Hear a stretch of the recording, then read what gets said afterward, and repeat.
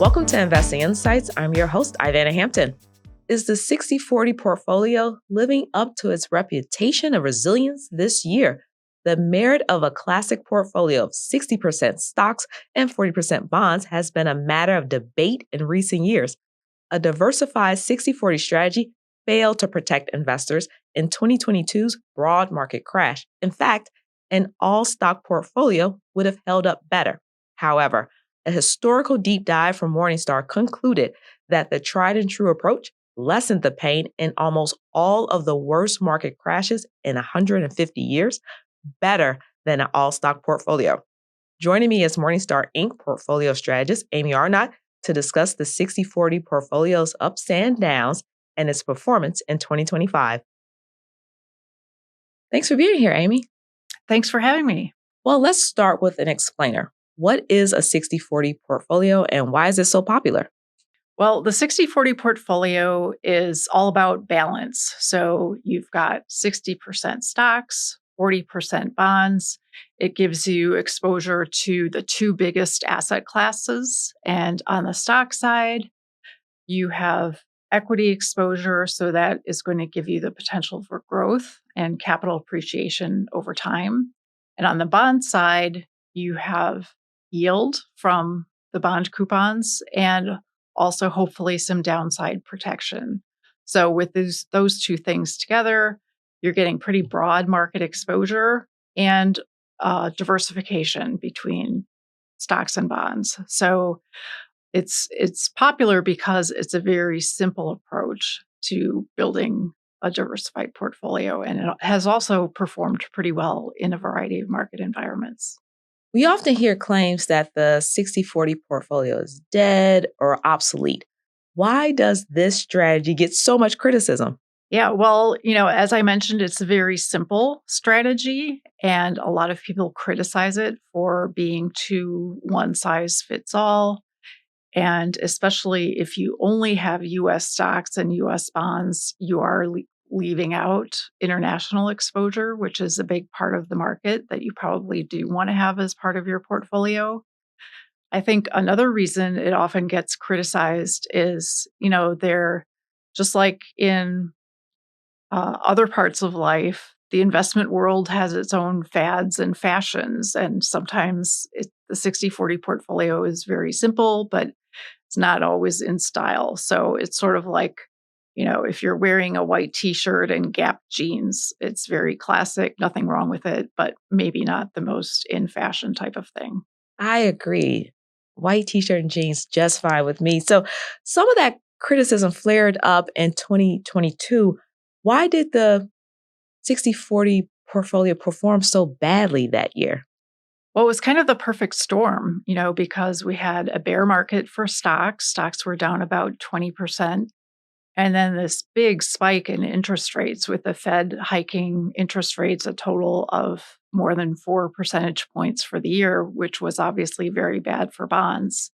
So you had double-digit losses on both stocks and bonds, which was not good for the 60/40 portfolio. It was down about 17% for the year, which was the worst performance that it had in a very long time. Now, volatility has rocked the market in 2025. How has the classic investment strategy done so far this year? Well, we had a lot of market volatility earlier this year with the tariff announcements toward the beginning of April. There were a couple days of big market losses, a total of 10% down in just 2 days in early April. Since then, the equity market has bounced back. People don't seem too worried about tariffs anymore.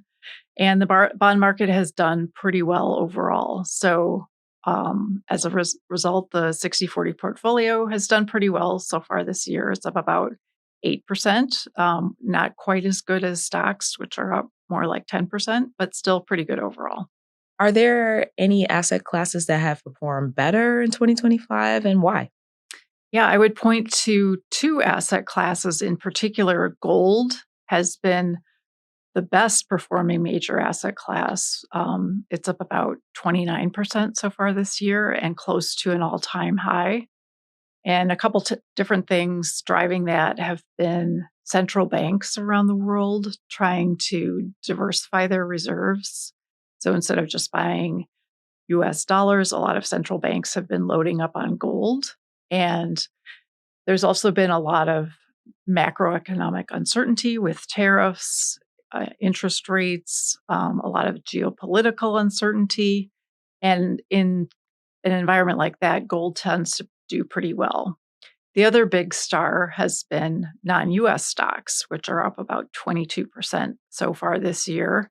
And that's also been a really strong reversal from the previous, I would say, 10 or 15 years when international stocks were lagging US stocks by a pretty wide margin. So heading into this year, valuations on international stocks were lower, so they had more room to go up. Um, and they also benefited from currency tailwinds as the dollar has been declining. And another reason international stocks have done well is they tend to have different sector profile versus the US. So if technology stocks, for example, are under pressure, international stocks, which tend to have more exposure to things like industrials, financials, cyclicals, tend to do better. And which asset classes have struggled? Well, most major asset classes have had positive returns so far this year.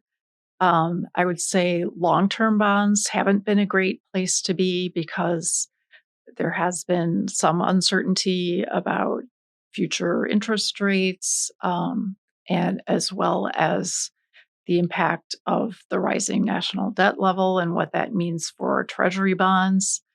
And real estate has also been kind of lackluster. It's been the Morningstar REIT index has been roughly flat so far this year. So we've still seen some weakness in office REITs in the wake of the pandemic. And it just hasn't been able to keep pace with other areas like artificial intelligence and other technology related stocks.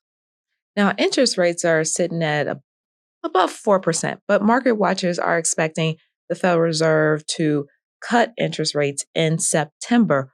What could that mean for the fixed income part of the 60/40 portfolio? It should be a good thing. You know, there's this inverse relationship between interest rates and bond prices. So if you have the Federal Reserve cutting rates, you would normally expect to see bond prices going up. And how do you think the 60/40 portfolio will perform in the next few years? I wish I knew. I don't have any way to predict perfectly, but I would say on the bond side, if you look at, as you mentioned, yields right now are around 4% or a little above 4%. And that is generally a pretty good indication of what you can expect for future returns for bonds. So I would say the outlook for on the bond side is pretty positive. The equity side is a little bit less certain. We do still have very high valuations on stocks and especially on US stocks. So potentially that could weigh down that 60% equity portion of the 60/40 portfolio. Should people still rely on the 60/40 portfolio? Before you answer that, because I have a follow up, or is another strategy better, like the 70/30 or the 50/30/20, which could be a mix of stocks, bonds, and alternatives? Well, I think when you're thinking about an asset allocation, you should always go back to your time horizon. And that's really should be the deciding factor of what you want your asset allocation to look like. As I mentioned earlier, the 60/40 isn't necessarily the best portfolio for everyone. If you're a young investor just starting out in your career, you're looking ahead, 30 or 40 years before retirement, you probably want to be a lot heavier on the equity side, maybe even 90 or 100% stocks if you have a pretty high risk tolerance. And on the flip side, if you are getting close to retirement or already in retirement, you probably want to have less equity exposure and more fixed income exposure. So maybe something like a 50/50 portfolio or even 40-60. And in terms of the 50-30-20 portfolio, this is something that we've seen asset management companies like BlackRock promoting pretty aggressively. And the idea, as you mentioned, is you would have to 50% stocks, 30% bonds, potentially 20% in alternatives, including private equity and private capital. So, the asset management firms who are promoting this idea, they have a lot of research and white papers that they've published. They believe that you can get better risk-adjusted returns by adding that 20% allocation. That may happen or it may not. And I would just take that recommendation with a few grains of salt. Obviously, if a firm is offering exposure to alternative assets or private capital, they have a vested interest in promoting those asset classes. So they're going to be able to make more money if people do go ahead with that 20% allocation. And another thing to keep in mind is that the expenses are much, much higher on those alternative asset classes. So potentially you're getting better risk-adjusted returns, but at the same time, you are definitely paying higher fees. So something to keep in mind there. Definitely. Well, the tried and true strategy has proved its worth. So, what's the final takeaway for current retirees, future retirees like myself, or anyone seeking less risk? I would say, the 60-40 portfolio, even though a lot of people love to criticize it, it's not always in fashion. I think it's an excellent starting point for building a diversified portfolio. And if you're a younger investor, you probably want to have more equity exposure. If you're retired, probably a bit less. And another key point I would make is that if you do decide to go ahead with a 60-40 allocation, you should definitely make sure to have some international exposure as part of that equity position. So as I mentioned, valuations on US stocks are pretty high.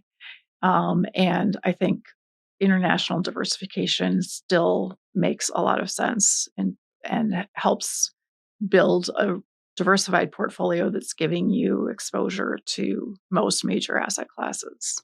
Well, Amy, thank you for coming to the table and discussing why the 60-40 portfolio has staying power. Great. Thanks for having me. That wraps up this week's episode. Thanks for making this show part of your day. A couple of reminders. Give Investing Insights 5 stars on Apple Podcasts to help others find the work we're producing for you, and subscribe to Morningstar's YouTube channel to watch new videos from our team. Thanks to senior video producer Jake Van Kersen and associate multimedia editor Jessica Bevel. I'm Ivana Hampton, lead multimedia editor Morningstar. Take care.